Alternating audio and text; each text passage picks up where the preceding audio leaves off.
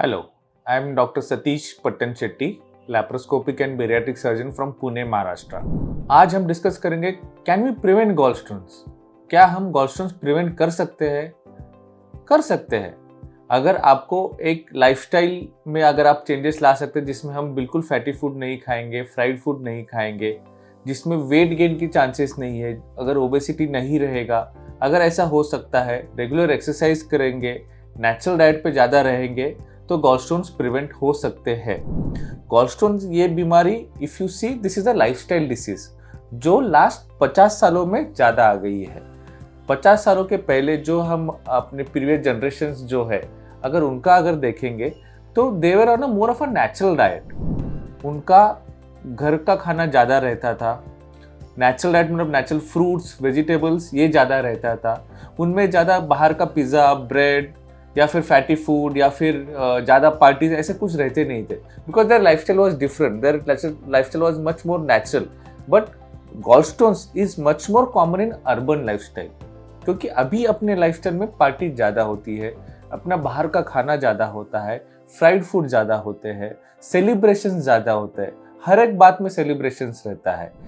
आप ऐसे सोचो कि अब शादी, पहले सिर्फ शादी में थोड़ा सेलिब्रेशन होता है, लेकिन अभी शादी ही नहीं, हर एक मौका हम चुनते हैं कि सेलिब्रेशन किया जाए करके। इसीलिए बाहर का खाना भी ज़्यादा होता है। आपने अगर देखा कि बुफे का मेनू भी ज़्यादा आजकल बढ़ने लगा है।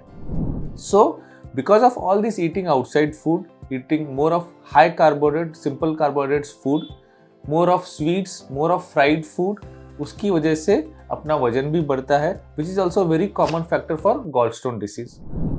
अगर हमने ज़्यादा वेट लॉस करने की कोशिश की, अगर हम ओबेस रहेंगे और हमने वेट लॉस करने की कोशिश की और हम जल्दी से अगर वेट कम हो गया तो भी गॉलस्टोन्स होने के चांसेस ज़्यादा रहते हैं।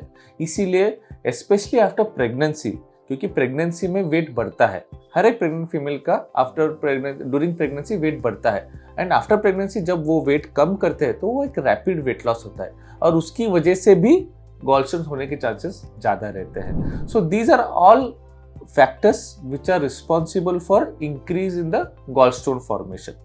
तो जितना हो सके उतना हम कोशिश करते हैं कि we should have a more of a natural diet, more of a good healthy lifestyle, थोड़ा एक्सरसाइज करेंगे तो एक अपना गॉलस्टोन होने के चांसेस कम हो जाता है।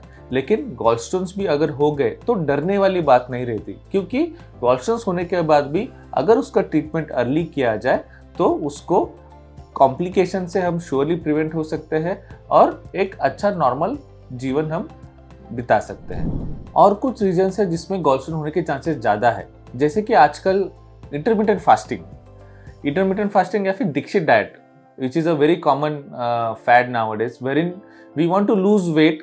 Certainly you lose weight with intermittent fasting, not in all patients, yes, but जिन patients में weight lose होता है because of intermittent fasting, उन लोगों में because they are fasting for a long time, gall bladder ज़्यादा फंक्शन नहीं करता, ज़्यादा पंप नहीं करता, उसमें बाइल का स्टोरेज ज़्यादा हो जाता है।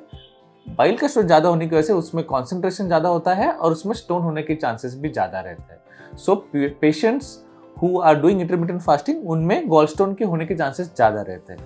Also, there is one more weight loss method which is being very commonly used, such as keto diet.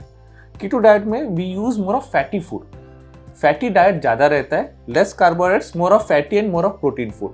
तो because of more of fatty food, उसमें भी गॉलस्टोन होने के चांसेस ज़्यादा रहते हैं। So all these weight loss treatments, such as intermittent fasting, keto diet, wherein there is rapid weight loss, and because of the principle of their weight loss methods such as fasting and increasing more fat food, there are more chance of gallstone formation in this patient. अगर आपको कुछ भी questions रहेंगे तो you can put down in the comment box. Please like and subscribe this video and see other videos for other related health related topics. Thank you.